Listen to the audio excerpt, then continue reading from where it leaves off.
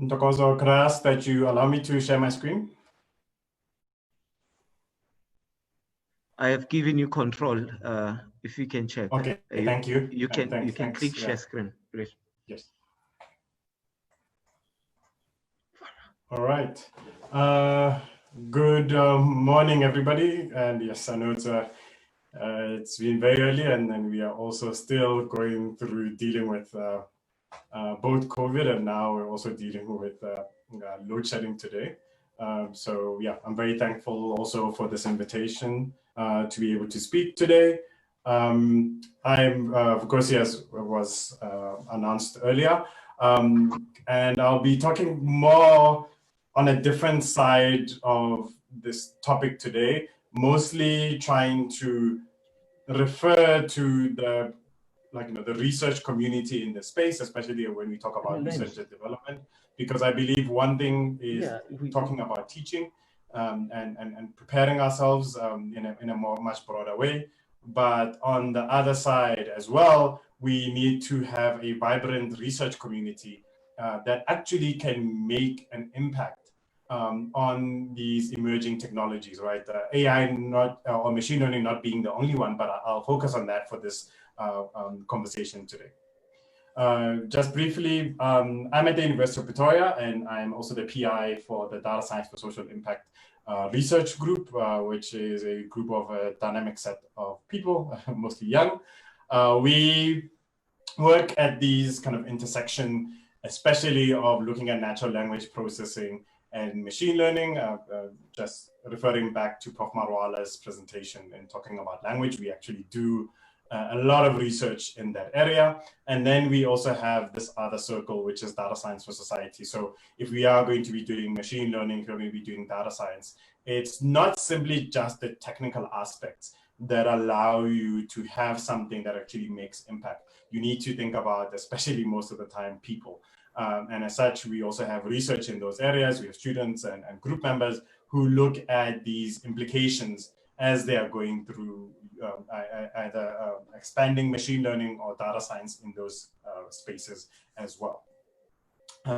Just as simple examples, we've worked a bit on looking at understanding the South African elections using social media, trying to kind of use it as a source that can give us some insights, and building up tools that we can then replicate in the future for these same things. So at the moment, we have a sub-project that's now looking at the COVID-19 response from government and how the public has actually reacted to government communications over this period, and seeing what has resonated and also what might actually be challenging on there.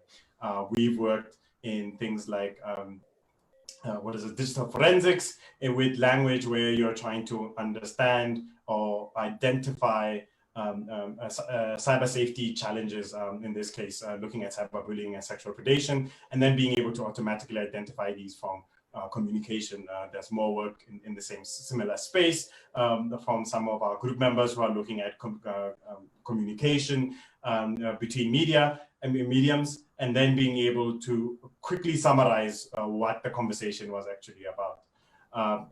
In terms of COVID-19, we started a project right at the beginning of the pandemic in South Africa, which was an open data repository for COVID data that is still going even today, and which also was a big volunteer and cooperation effort across the country, and also the world, actually, because some of the members who actually volunteer are from different countries who work to make sure that data on COVID, as much as it can be made possible, is made open and made easily available. And what we find is that a lot of the modeling teams across the country actually use our repository on there, and it has a lot of data that we do keep track of. And again, it goes into this data science society thing that sometimes it's not about the most complicated models out there, but it's about making sure that the foundations are correct, so that other people can actually make use of data to make decisions on there. And lastly, also highlighting some work in this space that also cuts across different countries, where we've worked with the Sierra Leone government to see how we can extract useful information from especially secondary school data, using machine learning approaches to extract what factors actually might impact performance in schools. And then we're doing kind of mirroring that, also using South African data as much as we can. And that's part of so one of our team members also being in Sierra Leone at the Department of Science, Technology, and Innovation there. Okay. As part of this presentation, I'll take it as what have been the lessons I've learned on this path over the last 6 years or so of trying to be a data science, like, a data scientist, being a researcher in machine learning and AI in South Africa, and looking at things that actually, could make us stronger, in that if we want to say that we have these emerging technologies that are coming on in 4IR, there's no way really to be taken seriously if we don't make sure we shape these technologies. We cannot just be taking them in and saying we're applying them in the country. We need to have a path that we're taking, and then we own it, and also we innovate around it, and we become the ones who own these technologies on there. So some of the lessons then are, one is that youth are moving across the continent, not just in South Africa. If we focus in South Africa, for a lot of the emerging technologies, youth are already experimenting, they have a hunger to learn, and also excel in these spaces.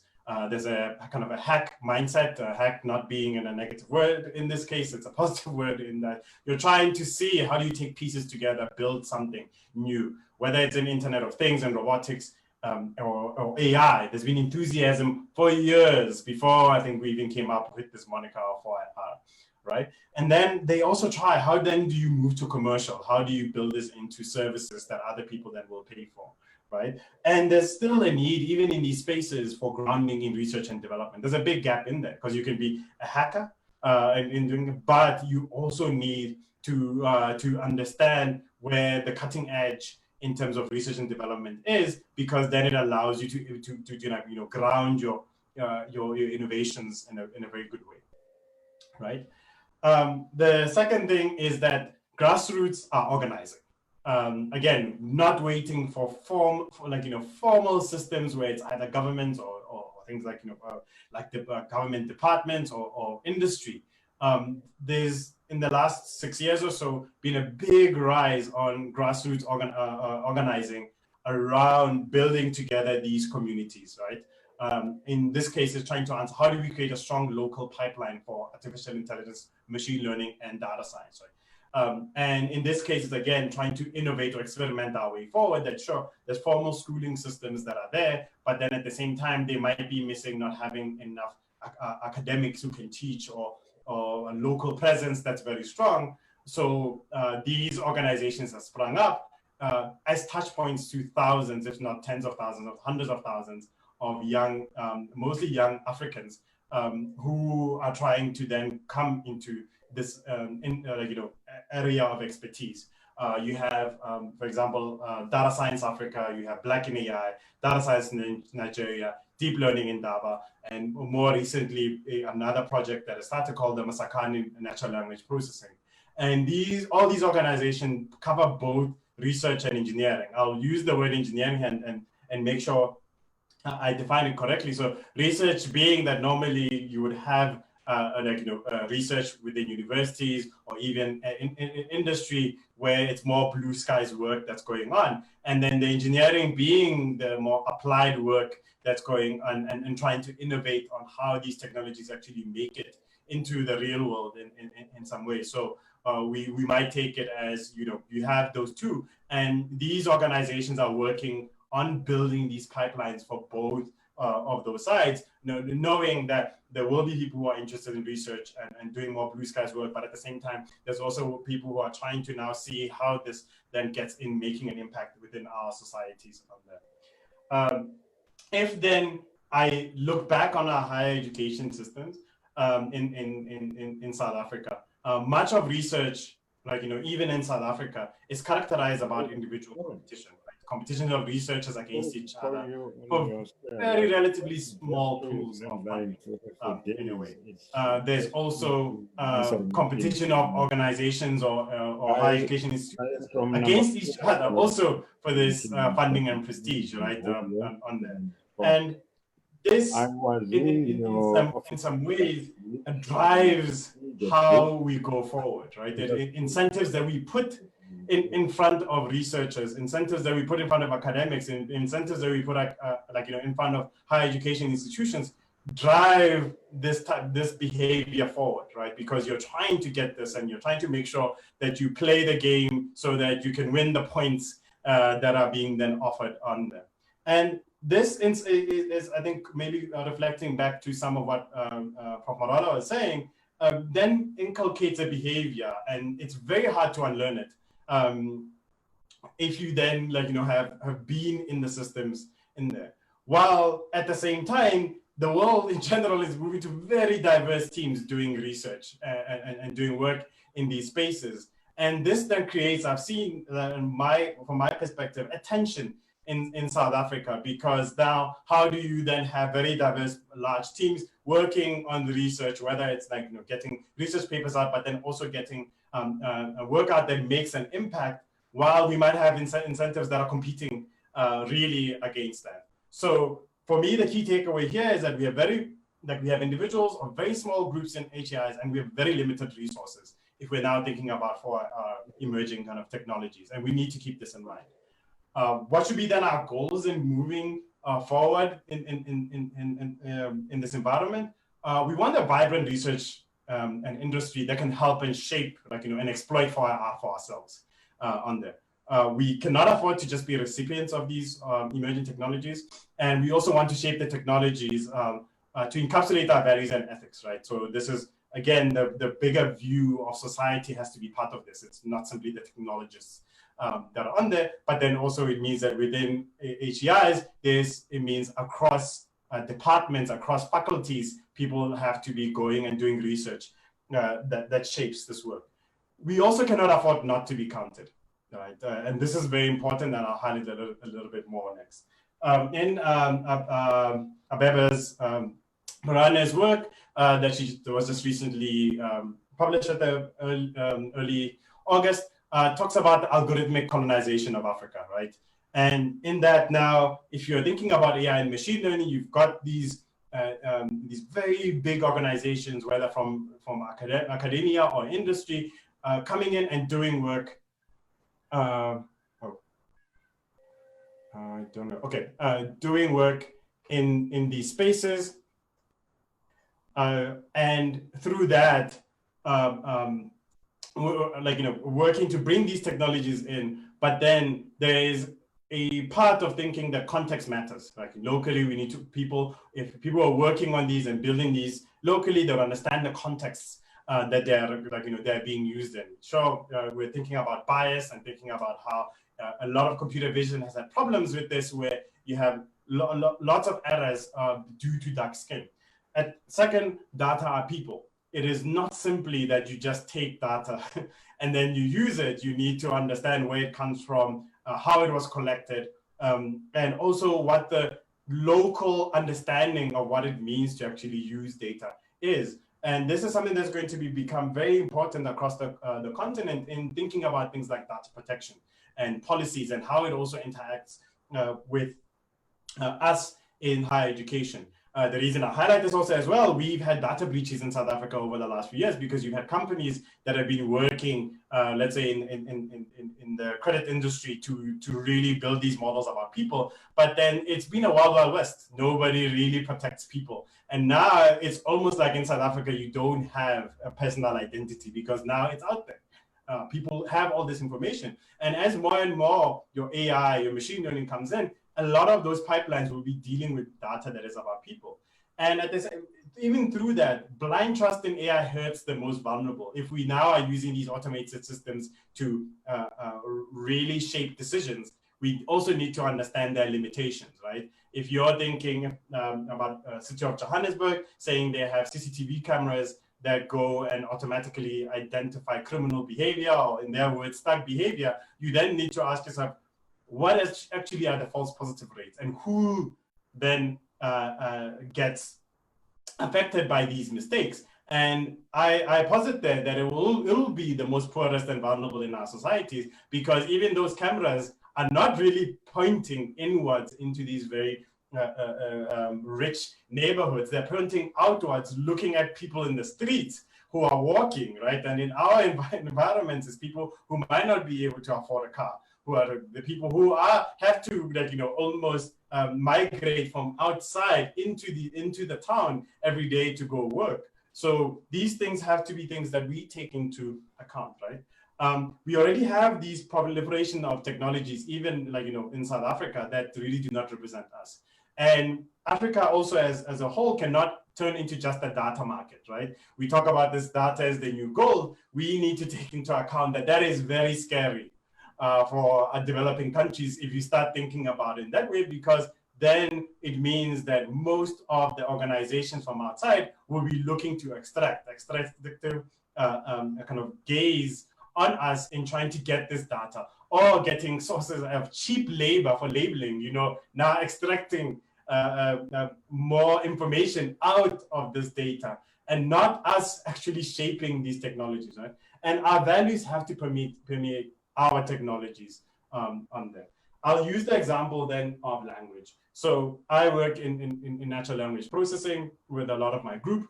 And in this case, if we look in 2008, these are the large natural language processing conferences in the world, and you look at where the academic papers come from, you can see, like, the African continent almost empty on this part in terms of now, again, going back to Prof. Marawala's examples, if we're thinking about your series, your Google assistants that you are able to talk to, or you navigate the internet and you have systems, whether it's search engines that can then see, as you're typing that actually you mean this, or they give you tools to better find information. All of those now don't really represent our local languages, even in South Africa.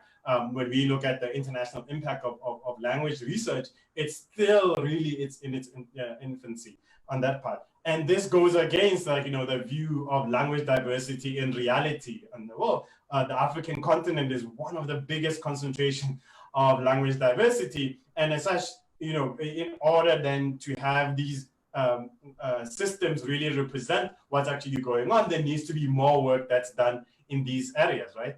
And one, I'm putting up the reasons that we've gotten to this is lack of sufficient language resources and focus, lack of human resources in these areas, these small groups and labs, inequality of data availability. And at the same time, we need to take into account that language captures our indigenous knowledge, and it also captures our culture. So we need to find different ways to deal with this. The other tidbits that you always sometimes hear is, we should just replicate what comes from the West. We do not have the resources, human or financial, of the West.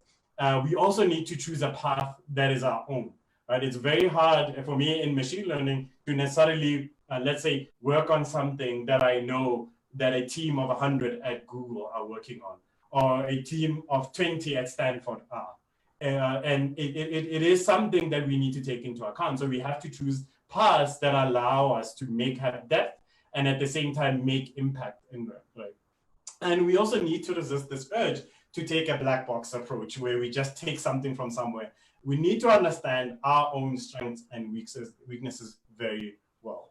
And this then brings to my thesis of we have to build together as we do this. And taking from our more prior trailblazers, I am reminded of Dr. Sam Mutsunyane, who was the president of the largest and best known African business organizations, being the NAFCOC during apartheid South Africa, and also led to the formation of the African Bank. The inspiration there, really even more recent, is that he worked with farmers to form cooperatives in Winterveld in the north of Pretoria, right, to support each other, learn from each other, and grow with each other. Right, looking at that of saying collectively, you can make a dent in agriculture, right, on there. And at the same time, taking from Dr. Royal Koza's comments for Dr. Mutsunyane, going in and saying that as he was also rising, building up his excellence, he made sure he took others with him. And then going on and bringing up that concept of Ubuntu. We have from Kenya, Dr. Wangari Maathai, right, an environmentalist, really. Okay. And agitator. Oh, sorry, I think you might have to mute. okay, environmentalist, an activist, a feminist, an agitator, and as like, a way looked at as an agitator, people that, or troublemaker that we need, who started the Green Belt movement and Nobel Prize winner, right? She teaches us of community organizing, right? Looking at that green issues are also people issues, that in going and making an impact in that work, you also have to change society in the process, right? And we shouldn't be accepting the status quo. And as we're doing this work, we need to empower others. I will talk a little bit about deep learning in Daba later, but even in that organization, we actually have an award to honor Dr. Mathai in that work that looks at how African innovators in AI and machine learning are actually making impact, right? And also the quotation that I use there, that again, she says, we can't go alone. You need to go with others as you're building in these spaces. More closer to home, looking at my grandfather, Dr. Charles Marivate, who was in the pioneer class of the Durban Medical School, which was the first time having a medical school in South Africa with a Black class starting. And even being the first, he did not leave that. He worked to bring others into medicine, including his own brothers, who have gone on to make impact across the medical fraternity in the country on there. But then he worked within communities and also getting other doctors to work in cooperatives in the communities to make sure that there were medical services in and around. If you think about Harangoma, Upani, Soshanguve, and the close villages around there, in doing that, of saying that you can expand, you can work with others on there, and then building up the practice and building up this excellence in work, right? And through all of this is underlying the philosophy of Ubuntu, or Untu, right? We are because of others. We are not these islands, right? And we need to take this in how we are also mindful in our daily work, in our communities, right? And in this case, I'm talking about the research community in South Africa, right? How are we mindful of the needs of our youth? Are we taking into account, our students, our group members, the younger, those who are coming, right? And do we show compassion in our planning inside these communities so that they become part of this great whole that's much bigger than the sum of its parts? The implication is we need to build our strengths together, right? So across labs or institutions and across disciplines. We can't be working individually and then thinking that if we're not reaching out, it means that we'll get the pieces of this pie and then we'll keep it to ourselves. We need to break this apart and then be able to work across these spaces, right? We need to build connections that are also an interconnected network that puts us, that if you look at us now as this community, we are very strong, and we also have to refer to each other. Meaning that now when you are talking to one set of people who are looking at these kind of emerging technology research, it's very easy to then say, oh, and then there's this other group down in Durban that works on this, and you might be interested in what they're working on. Then there's another group that's sitting in Limpopo, and they work, for me in language, they work on speech, and they look at Sepedi, and very fascinating work on that. We need to be ambassadors of our own community. I unfortunately have seen where, having interacted with some other colleagues internationally, whether other African countries or beyond, and you find that they were told about specific disciplines that, oh, nobody else does this in South Africa. It's only us in University X. And this is very odd behavior. In some ways, especially having spent some time, I did my PhD in the US, where that wasn't something that was done. People were always referring to each other. They were also becoming ambassadors of that community, and it's easily to point out on there. While coming back to South Africa, you then experience this where people then are trying to hide then where other people are. And that kind of makes us all poorer, as it were, right? And as such, it really should be that we become the wise, who build bridges, right? And not become foolish in trying to build barriers of expanding these research areas. Right? In the short term, we need to have trailblazers that lead the way. And this brings the concept of the critical yeast, right? We need to identify a set of people within this research community who will become the critical yeast, right? They will look at what we have and be strategic in looking at what we have today in terms of what's available, but might have exponential potential, right? That if we now allow these groups to work together to build up, that they will build up a much faster and bigger and more impactful community, right? The yeast also shows that it is possible, and in a way. When we were thinking about such organizations as a deep learning endeavor, one of the things I found and has resonated with me had been the challenge of having faculty who had been in systems, not just in South Africa, but other African countries, that really had taken a lot of energy out of them just because of having, like, you know, the challenges that are in front of them. And for that, you just end up going like, no, nothing really is possible. These are great ideas. You're young. You don't really get that. That can't be done. But if we take the yeast and we nurture it and we give it energy and we give it more sugar, we give it, like, you know, warmth, it then goes in and also shows us what's possible, breaking across, like, you know, these barriers that are sitting there. And it also builds up, like, you know, this concept that we experiment our way forward. We try things. We do not just sit and say, oh, we are limited, we cannot do X on that. And this comes, like, you know, as an example, just for me to finalize today, is the idea of what we had started as a grassroots movement, which was the deep learning endeavor, right? So we had this idea, a bunch of us in 2016, of, hey, let's start at the time we thought about a workshop or summer school that was going to be kind of teaching machine learning and also looking at cutting edge. But it has become a rallying cry and also a community that aims to strengthen African machine learning. We will be expanding on this mission over the next few months, but the vision was Africans should become critical contributors, owners, and shapers of the coming advances in artificial intelligence and machine learning. We started off in 2017 with our first big meeting, which was 300 people from across the continent. This was in South Africa at Wits University. That was the first endeavor. In 2018, we went down to Stellenbosch, and now we had 660, because from the first one now, you know, we tapped into that hunger across the continent of people wanting to now be at a place that is akin to, like, you know, big scientific meeting, but at the same time, a gathering of the community. It has become somewhat of, like, you know, a pilgrimage that's taken every year to go connect. And in 2019, we were in Kenya with about 650.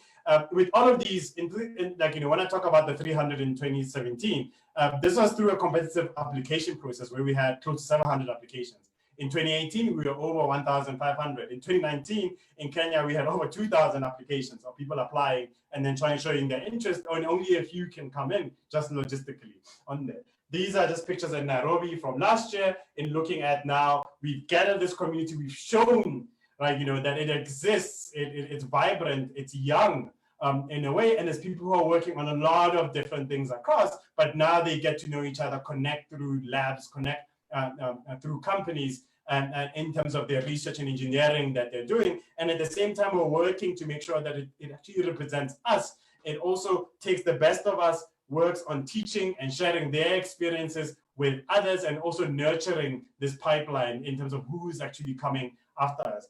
We also work to debate. We also like, you know, work to share ideas within this community. At the same time, we do take into account like, you know, of representation on making sure that as we're building this grassroots AI community, we build it in the image that we wanted to portray of what really a AI community is supposed to look like.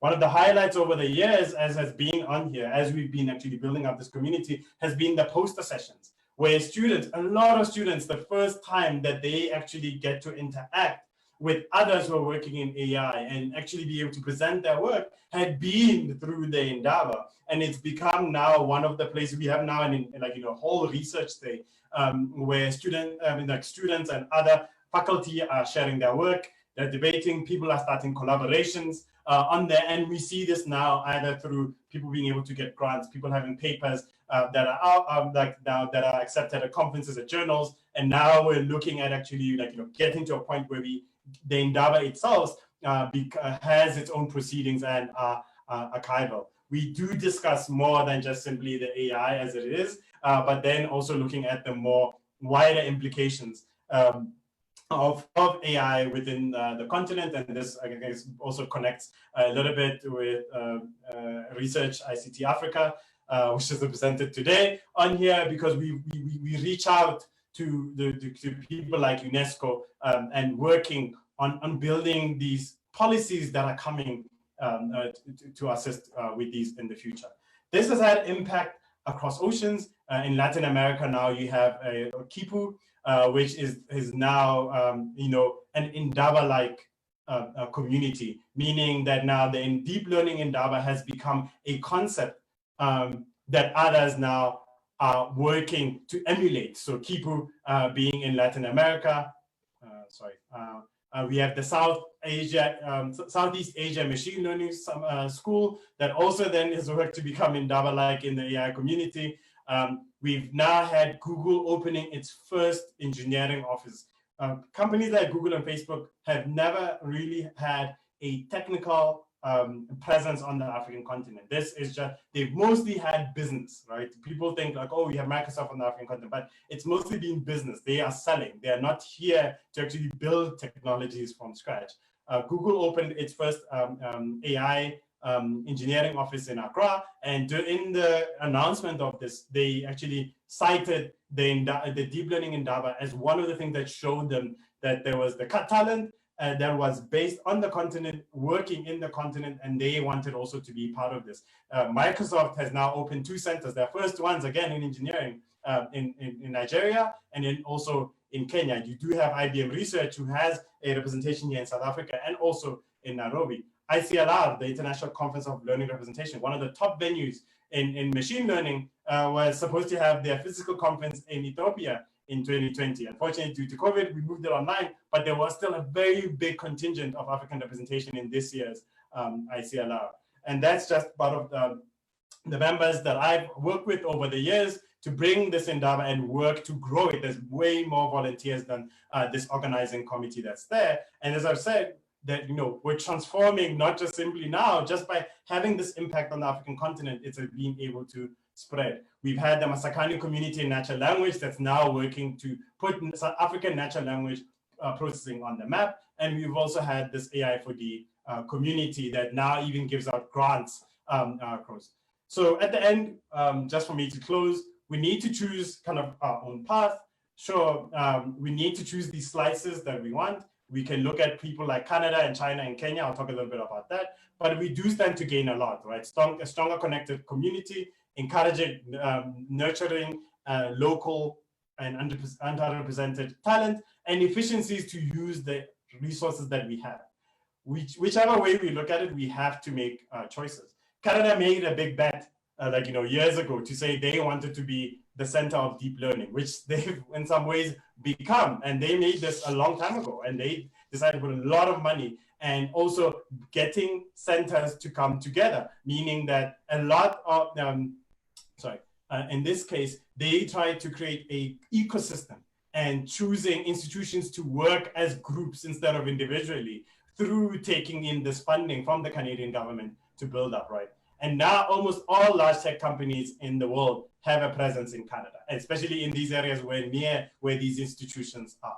In China decided to become the leader in electronics in terms of building up and doing innovation in that space. And they worked on that and in actually bringing people together in this place, talking about Shenzhen in one space to work and nurture an ecosystem that is on there. If we think about East Africa, Kenya, of how then that a lot of software development has been working in that area, even in Nigeria. And again, looking at communities, building them up, getting them to interact with each other, and then looking at the innovations that come in. At the same time, we need to temper our expectations. We need to have more than just simply the technical, as I've said. We can be tech optimistic, but we need to think about our ethics. And here, looking at Prof. Kamblum, who is at University of Pretoria, but also looks at the ethics of AI. These can be vibrant. These can be connections across the continent that can make us much stronger. we can then create then, like, through this ambition of building an AI industry that does not look like Silicon Valley. And that's a good thing. It is not like, we're not just sitting and saying we're replicating, but we're blazing a new way to do this. And ultimately, we need to share our resources, our experience, our mentorship, enable that yeast, build community, and build excellence across on there. Thank you for listening to me for this long.